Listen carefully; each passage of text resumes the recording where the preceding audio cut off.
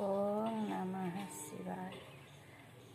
मु are video रे कही गैस रो समस्या कहीं होता एबे कहवाक जाऊँगी जार गैस प्रचुर परिमाण होउची से माने बहुत दामिकिया बटिका खाइबाक जाउछंती तापर इंजेक्शन नौछंती एगुड़ा करने द्वारा शरीर आहुरी क्षतिग्रस्त होउची।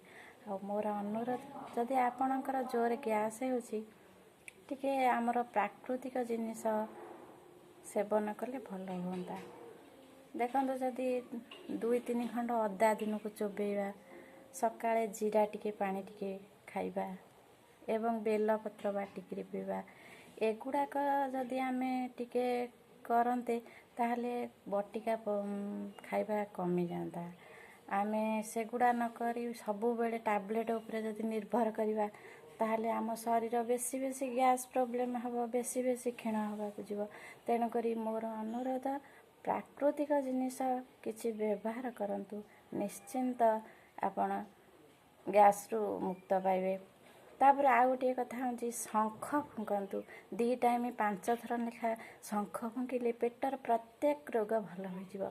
यह मोर समस्त को अनुरोध एतिक जदि करिवे पेटर प्रॉब्लम निश्चिंत कमी।